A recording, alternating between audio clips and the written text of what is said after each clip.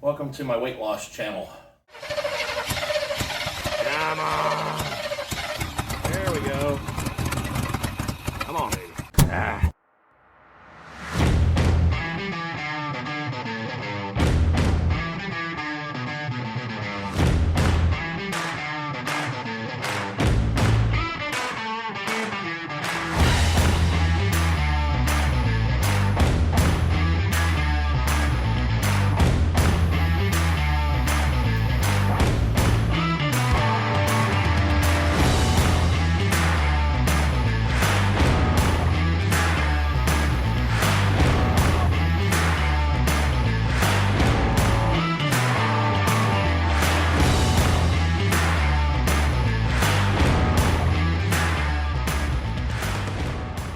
Back in 1988, I was 15 years old. Spent a whole lot of time wondering how CD players worked because I got my first one and my first ever CD, which was Def Leppard Hysteria. And Toyota was in their heyday. Just a year after they released the first ever 4Runner, which was a fantastic vehicle with the removable top and the 2 doors. Based on the Toyota Hilux pickup, they released this little mid-engine wonder called an MR2. All the best Toyotas were always built in Japan. So I wondered about these cars all through my teenage years because they were kind of cool and quirky. Now, 30-something years later, I actually own this one that I bought from my neighbor. It's been sitting around my house for about a year. I don't remember what they told me about it. I guess I could go across and down the street and ask them. I had a plan for this car at first. Plan's not going to work out. So I'm going to get this car dialed in the best that I can from what I know about these cars and put it on eBay or someplace, no reserve, and turn it loose to a new owner. This is a survivor car. I don't know if I'll survive it because I'm a lot heavier than I was in 1988. Now, everybody knows the familiar wedge shape of these cars, and I had a family member growing up who would always see one and point at it and go, MR2 Toyota, which was funny the first 30 times he did it, and then it got old really quick. This car has, I think it's basically all stock. It's a base model. It's been repainted with some kind of white clear pearl, some kind of white pearl paint job. It's got some pinkish in there. We've got the obligatory pink caliper brackets, which is kind of cool. Universal rims with no center caps that I can see. Oh, it does have center caps. My bad. They're just kind of plain. Got some ground effects there. No T-bar. Got the classic 80s cars broken out plastic trim. I think I had this laying in the yard. I may try to repair this. You can tell somebody's taped it on before. Got the auto parts store universal rubber antenna that always gets bent. Got our little Toyota sunshade here. Might try to polish that up a skosh. Got a little bit of rust right here for some reason. Well, might try to fix that, maybe, or at least touch it up. This car seems to run pretty good. Has a little bit of a high idle or a wandering idle. Taillights look good. There's really no rust to speak of on this car that I can see, except for that little spot on the roof. I've got these horrendous oak trees in my yard that are just an absolute mess. You know, the more I walk around this car and look at it, the more I like it. It really is kind of a shame that I'm too big to drive it around, but there's just no way. When you get older, guys, these cars get really low to the ground. They don't get any lower. Your knees just get less cooperative. It's quite the experience. Got these air intakes on the sides, least on this side there's one. I'm pretty sure that funnels air right into the engine or the radiator. And I just discovered a very active wasp nest underneath the spoiler on this thing. That's great. The other side's got the air intake, this side's got the fuel fill. That's what pops the trunk. Then here is the fuel door. Oh, wait a minute, that was the trunk. And that's the fuel door.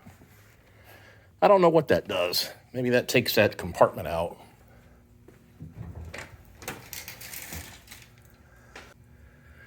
I guess this one's got a 1600. I think this is the same engine that was in Corollas back in that time frame.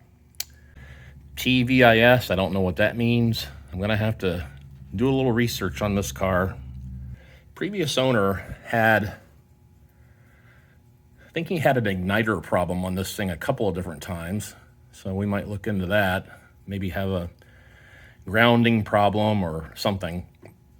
I think an igniter on a Toyota is the same thing as a ignition module on an American car. It's a little box that bolts on the side of the coil, and I think it controls the spark. I'm gonna put a trickle charger on it so I don't have to keep jumping it off all the time. Probably end up replacing this battery. They just don't make batteries worth of crap anymore. A long time ago they lasted for a while. You're lucky to get 2 years out of a battery now. Oh, you know what? I was right. There is another trunk back here, I believe. I believe that's the case. Let's see if I can pull that. Might just take 2 people to open it. There we go. Not to make the wasps too mad. Wow, I never knew this was here. Crazy. I don't know what this is. Must be a safety kit, flare kit, something. But we'll clean that up now that I know that it's here. Anyway, that is very cool. Hood release right here, I think. Yep. This is the original frunk, fellas. I don't know what kind of bird that is. It looks like a thunderbird. Is that supposed to be there? I guess so. I don't know what it is about my house, but every single hood latch gets seized into place, and I have to get monstrous levers and pry bars and screwdrivers to free them up again. I can't get this open at the moment, so we'll have to do that tomorrow. This car has a pretty sharp-looking navy blue interior. I believe this car has, let's turn headlights on so I can see. There we go. Looks like 247,000 miles, 247,670. But most things work on this car. The interior is not in bad condition. We'll go through this in the daylight where you can see it a little bit better. Yeah, so this is the fun that's going to start tomorrow. Oh. Oh. How do I keep getting cars that are too small for me? Or better yet, how did I get too big for all these cars? Hope this thing starts. Oh yeah. Now I gotta get my other leg in and also reach the door.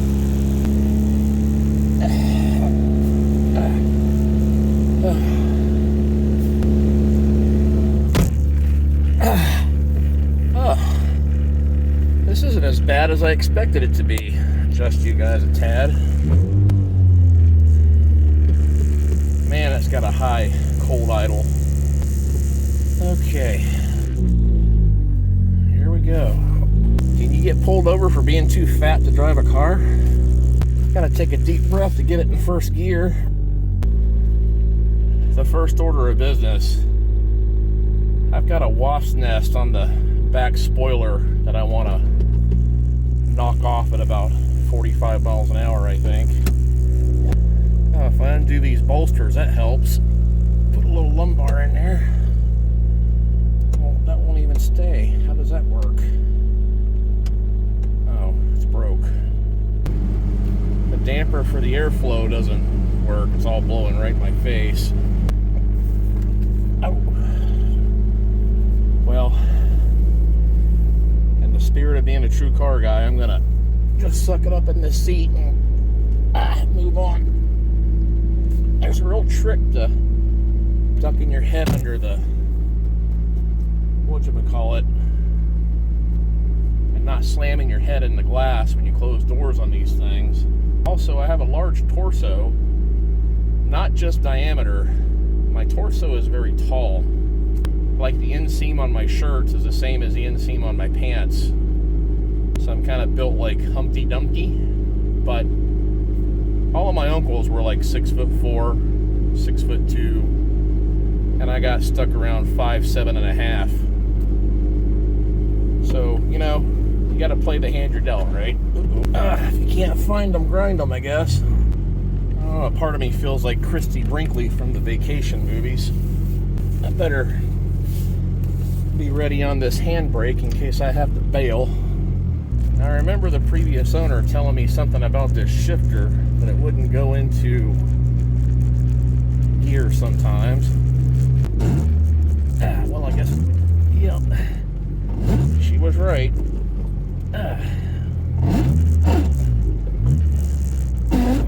Yeah, it don't like third gear at all.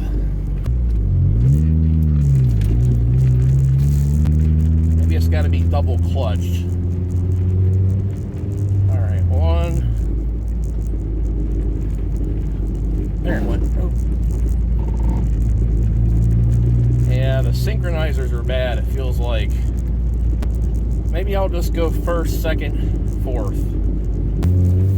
Gotta remember to stop getting these small cars. We're gonna go right into fourth. No, we're not either. Oh yeah, we are.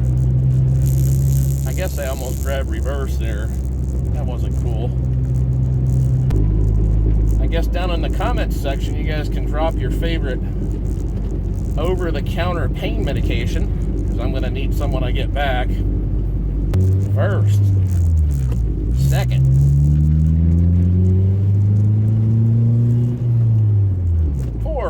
There we go. That's how you drive it. Nobody needs third gear anyway. Kind of reminds me of an old Volkswagen Beetle. You kind of had that feel like there's nothing substantial in front of you. You got a bunch of noise behind you. This thing also has some kind of a fart pipe type exhaust. Come on. I usually run these through a car wash when they sit in my yard for too long. Let's go into the one without brushes, because a lot of the cars that I have, you can't brush anything. It'll just brush the rest of the paint off. Good thing I took gymnastics when I was a kid. Whew. I better not dare put a 20 in this thing. I'll get ripped off as sure as the world.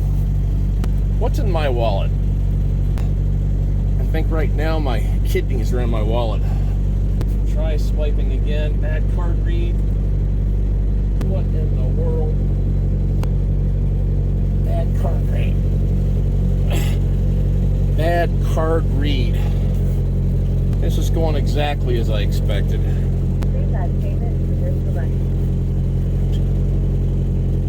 Verifying card, please wait. Sale approved. Okay. See if this thing gives me a snoot full of soapy water. Oh. See if the wipers work. Oh yeah, barely. Alright, stop. Okay, I'm stopped. Wasp nest is gone. You know, this car really isn't that bad. It's just... Uh-oh. Holy moly. Oh. Oh my gosh. Just sprayed all over the seat. Here comes more water. Oh, there we go. Guess I could use this sunshade to act as a funnel to funnel the water directly into my wallet. Yeah. I think we're going to turn the air compressor off to keep the idle down below 4,500. Thing definitely idles high, it seems like. It's idling at 1,100 RPM. I don't know if that's normal for a 4.8 GE Toyota motor. But, yeah, we're going to focus our interior detail right on this side over here, and the door panel and the seat. Turn these dry rotted wipers on again. can't see nothing because the windshield is completely fogged over.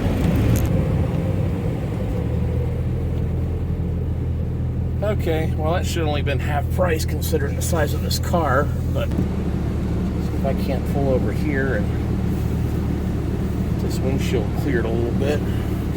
So here's the current windshield situation.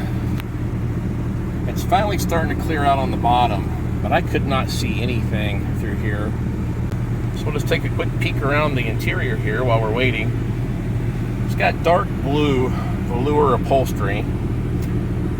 It's got an aftermarket JVC stereo that I don't know how to operate. Well, the volume doesn't work. I never get volumes that work on radios anymore. Here's the switches in this car, and you can see the wipers don't like to park, so you got to time it just like that. That was perfect. All the gauges seem to work fine.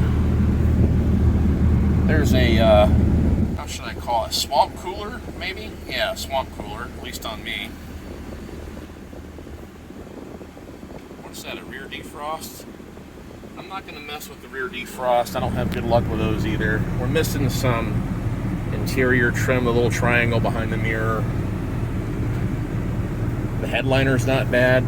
The upholstery is actually pretty nice on this car. If I can, especially now that it's been car washed, it's real nice. I'm not going to go too crazy with this car, but I may find some stuff to touch up this navy blue a bit. I may try to work with that a little bit, do something to make it look a little nicer. This shifter here is just super sticky. I may be able to refresh the steering wheel and make it look real good. You don't know what you got until it's gone, especially when it's power steering. Headlights for safety. There we go. And you see I've got my clutch pedal depressed all the way to the floor, but we're still going forward like it's nothing.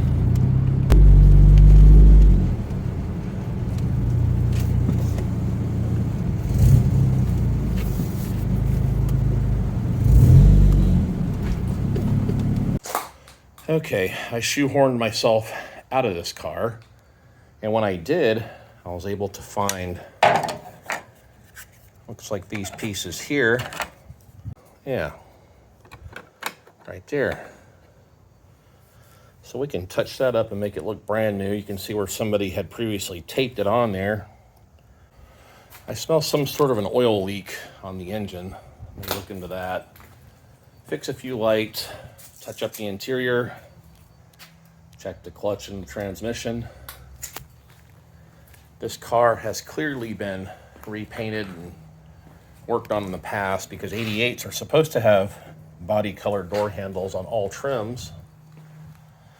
I may change the appearance of these wheels. Definitely going to get rid of the pink caliper brackets. Got a little thing in the front bumper. And you can see that car wash did a phenomenal job. It looks exactly the same as it did when I took it to the car wash, except the wasp nest is gone. Okay, I had to let this thing cool off a little bit from that oil leak. I was getting a little concerned about that. This back here has indeed, right here is indeed the trunk release or the engine cover. Yeah, I'm sure there's some kind of I think there's some kind of O-rings down in there that probably leak. These vacuum hoses will kind of pop up on you and start leaking here and there. Frunk, I'm gonna try to open that again. Well, goodness. Here's a live view of me trying to get into this stupid thing. I can see it. I'm looking right at it. There it goes. I guess you just have to be finesse. All right, here we go. This is actually the nicest part of the car, ironically.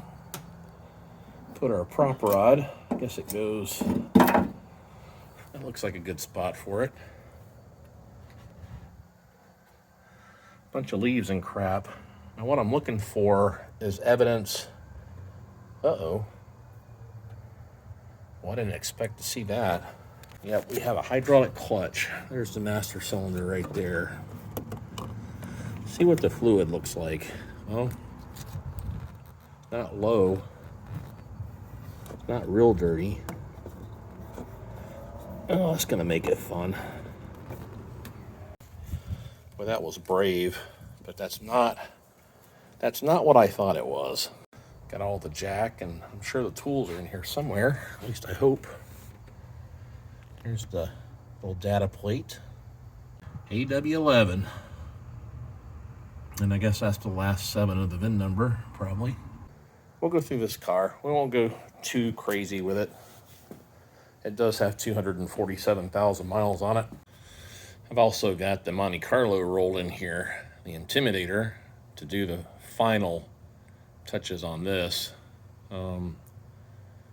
Waiting for a couple of parts to show up, and my son-in-law is going to actually do the final polish on this. I'm going to teach him how to do it, so that should be pretty interesting. So lately, lots of people, namely my wife and my mother and my sister, my grandmother, my mother-in-law, my granddaughter, people down the street, my neighbor, pretty much everybody I know is like, what's possessed you to get into these older cars and mess around with them so much?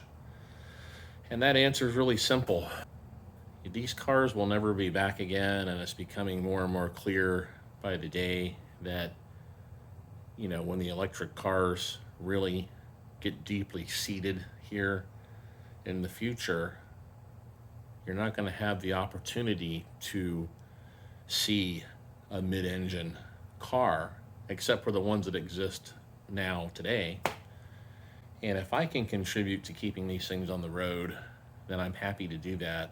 Not to mention, other than the fact that some of these cars are too small for me to fit in and out of, I really enjoy doing this stuff. So this is a cutesy little car, and I'd love to see it go to a younger guy, or maybe a father and son, or a younger girl even, you know, that could enjoy this car and work on it and learn how to do things with it and drive it somewhere, maybe in another state where you can actually drive cars like this and enjoy them.